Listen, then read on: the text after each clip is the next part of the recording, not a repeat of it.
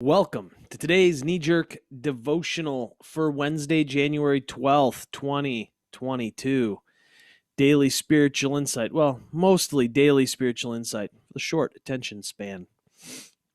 It is late today. Had some things going on this morning, so got to it a little bit late here this afternoon.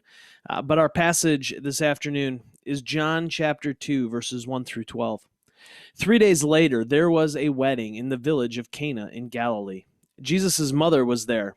Jesus and his disciples were guests also. When they started running low on wine at the wedding banquet, Jesus' mother told him, "They're just about out of wine." Jesus said, "Is that any of our business?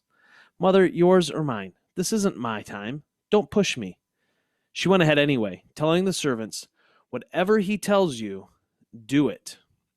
6 stoneware pots were there, each used by the Jews for ritual washings. Each held 20 to 30 gallons. Jesus ordered the servants, "Fill the pots with water," and they filled them to the brim. "Now fill your pitchers and take them to the host," Jesus said, and they did. When the host tasted the water that had become wine, he didn't know what had just happened, but the servants of course knew.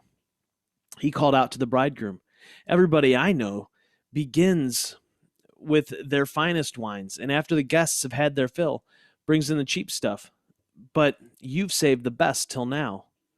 This act in Cana of Galilee was the first sign Jesus gave, the first glimpse of his glory, and his disciples believed in him. After this, he went down to Capernaum, along with his mother, brothers, and disciples, and stayed several days. I was talking about the Gospel of John with a friend the other day. We were talking about where he should start reading the Bible. And I described each of the 4 Gospels. When I described John, I said it feels like it was written by a good friend of Jesus who was telling the story from his perspective. It's so different from the other Gospels. It has this almost stream of consciousness feel to it for me. It starts with this deep philosophy about the Word being God and all that. Then all of a sudden, we're at a wedding and Jesus is making wine. Now, when you study the Gospel of John in depth, you realize there's organization and a purpose to everything he writes. Yet it still cracks me up that we go from philosophy and theology to partying. We bounce back and forth in John from the deep and heady to the down and dirty real-world stuff. As I think about this story, the thing that strikes me most is presence. Jesus was there. He was at the party. Not only that, but Jesus brought the disciples with him. You would think that a wedding would be a bit below the divine Son of God, wouldn't you? I mean, doesn't Jesus have better things to be doing rather than chilling at a wedding reception? He could be healing some people or teaching his disciples about the mysteries of the universe. But no, he's at a wedding reception. This reception must have been a banger, too. They were almost out of wine. And did you catch the detail we pick up in what the host says to the bridegroom? Most people bring out cheap wine after everyone is drunk, but not this guy. He brings out the good stuff. This party was on point, and it was not stopping. Jesus' mom, Mary, was going to make sure of it. But again, the heart of the story is presence. Jesus showed up at the wedding feast. He was there. For those of us that are Christians, are we there?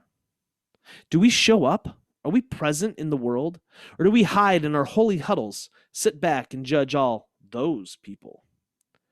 It's funny, I host a conversation each week called Doubt on Tap at a local bar. That makes a lot of folks in my religious sphere uncomfortable. They don't like the idea that a pastor is drinking an alcoholic beverage and is in a place where many people are also drinking alcoholic beverages, and that the people that I spend time with there are not church people. I can't tell you how many times people have asked me, "Is that really the message you want to send?" Yes. Yes, it is. I am pretty sure that Jesus would be more likely to be found in our bars and pubs than in some of our churches. Does that make you uncomfortable? It's okay. It made the religious people of Jesus' day uncomfortable too. Now, what's your wedding feast? Where are you being invited as a guest? Go, show up, and be present. It's what Jesus would do. Until next time, love well, my friends.